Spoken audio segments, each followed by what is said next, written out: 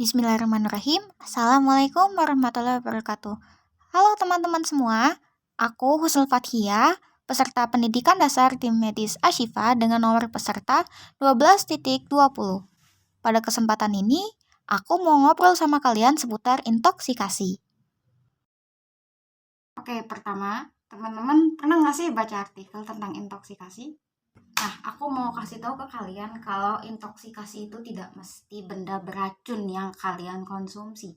Racun itu kalau dia dalam jumlah sedikit pun dia sudah bisa menyebabkan kegagalan fungsi organ dan jaringan. Sedangkan intoksikasi itu tergantung pada keadaan tertentu. Misalnya, natrium dengan klorida jadi garam dapur, tapi natrium dengan sianida jadi racun. Makan amlodipin setiap malam menstabilkan tekanan darah, tapi bisa bikin drop kalau overdosis. Alkohol digunakan untuk membersihkan luka oke-oke saja, tapi kalau diminum bikin sempoyongan. Obat nyamuk kalau dihirup nyamuk dia yang mati, tapi kalau berjam-jam di ruangan orang juga bisa ikut mati. Dan juga kalau ada asap pembakaran, orang dengan penyakit bawaan pernapasan akan lebih terganggu. Zat ini akan terakumulasi di dalam aliran darah dan juga berkumpul di organ dan jaringan yang memiliki tekanan tinggi atau kapiler darah yang banyak. Contohnya apa? Ada otak, bisa juga ginjal, atau paru-paru, jantung, dan juga hepar. Berarti kita harus segera menangani korban sebelum timbul gejala-gejala seperti itu ya. Betul banget teman-teman, jangan sampai kalian biarkan korban karena nanti akan muncul gejala seperti ini.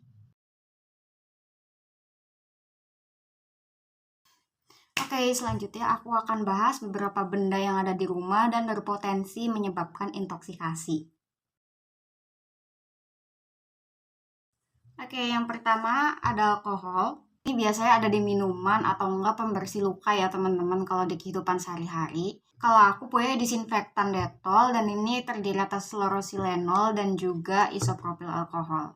Nah, pada dasarnya alkohol ini dia akan mengaktifasi neurotransmitter GABA atau gamma aminobutyric acid. Makanya orang-orang yang racun alkohol dia akan timbul gejala seperti sempoyongan, lemas, kemudian berbicara meracau, berhalusinasi, kemudian dia juga responsnya tidak cepat seperti orang normal. Kalau teman-teman ketemu kasus seperti ini, atau terlebih dahulu tanda-tanda vitalnya. Misalnya, apakah pasien bisa bernapas dengan baik, kemudian apakah nadia masih teraba. Lalu gunakan juga arang aktif atau charcoal kalau merek dagangnya itu Norit.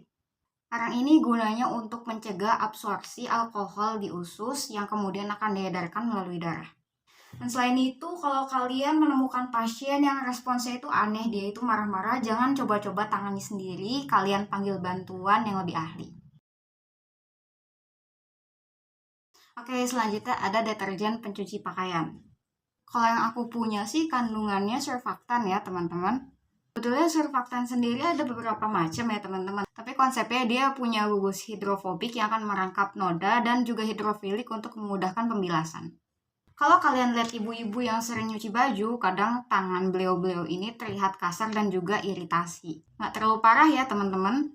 Begitu pula manifestasi klinis kalau misalnya deterjen ini terminum, misalnya pada anak-anak dan dewasa. Tapi ini akan lebih parah pada lansia. Nantinya risiko muntah berbusa akan lebih tinggi. Selain itu juga akan muncul manifestasi seperti sesak napas dan akan mengiritasi jaringan mukosa misalnya pada lambung dan juga tenggorokan. Lalu tata laksananya gimana? Nggak akan jauh beda ya teman-teman. Amati jalur napas, cek tanda-tanda vital, panggil juga bantuan darurat, dan kalau bisa bantu pasien untuk muntah.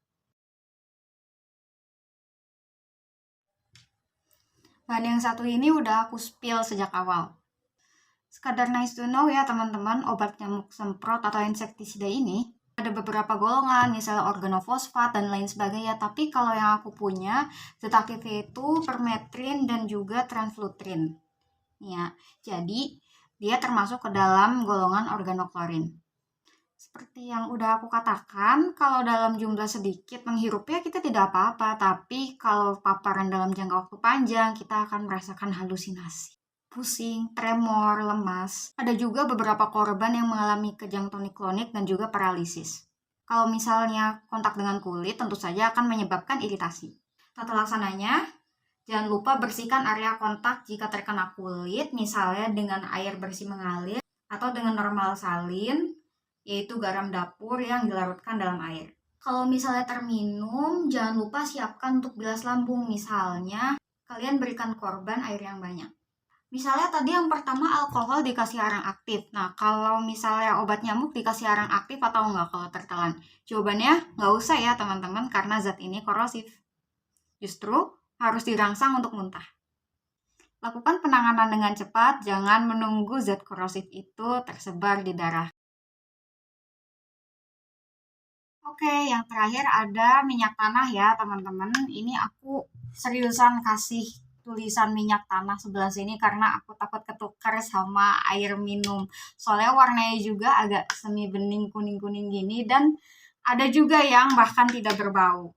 Walaupun jarang digunakan, kita juga harus tetap waspada. Siapa tahu ada orang di sekitar kita yang salah minum.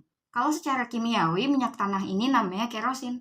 Kalau kena tanah, mungkin efeknya tidak akan terlalu berat, misalnya iritasi dan kemerahan. Tetapi kalau tertelan atau terhirup, akan membuat batuk, sesak, juga rasa terbakar di bagian lambung, dan pastinya rasa halusinasi dan mau nge-fly gitu.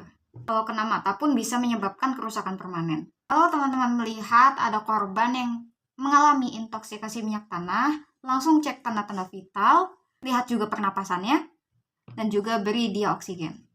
Terus kalau dalam kasus ini pakai arang aktif atau enggak ya? Ada beberapa referensi yang tidak menyarankan arang aktif, tapi ada juga referensi yang menyarankannya jika minyak tanah tertelan dalam jumlah yang banyak. Jadi bisa kalian berikan arang aktif atau kalian bantu induksi muntah pada korban. Jangan lupa juga karena terdapat iritasi pada lambung, kalian berikan obat antasida. Sip. Setelah tadi aku review beberapa barang yang ada di rumah dan potensi keracunannya, kayaknya teman-teman sempat notice juga ya, ada beberapa tata laksana yang mirip. Coba aku ingat kembali nih. Pertama pasti stabilisasi. Caranya, memperhatikan tanda-tanda vital dan juga melakukan resusitasi ABCDE, airway, breathing, circulation, disability, dan exposure.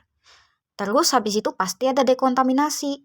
Caranya menilai risiko intoksikasi dan mengurangi paparan. Kemudian kalau misalnya korban sudah sadar, bisa kita miringkan ke sebelah kiri, seperti pada gambar. Selanjutnya pasti ada eliminasi, tapi ini bisa dilakukan kalau pasien sadar dengan Glasgow Coma Scale 15. Kita bisa bantu mengeluarkan racun dengan rangsangan muntah di bagian tenggorokan, atau memasukkan arang aktif. Kita berikan juga perawatan suportif. Misalnya persiapan bilas lambung kita beri minum yang banyak. Kemudian meredakan iritasi pada kulit dengan normal salin atau air mengalir. Kita juga harus memanggil bantuan darurat dan rujuk ke fasilitas kesehatan. Jangan lupa juga bawa muntahan dari korban atau produknya. Selain itu, kita juga harus mencegah keracunan berulang setia menunggu pasien dan reassessment selama perjalanan menuju fasilitas. Sip, itu dia penjelasan seputar intoksikasi dari aku. Jangan lupa like dan komen ya teman-teman. Setelah kita menangani pasien, kita doakan segera diberikan kesehatan oleh Allah supaya dapat menjalankan aktivitasnya kembali. Billahi taufiq wal hidayah. Wassalamualaikum warahmatullahi wabarakatuh. Sampai jumpa.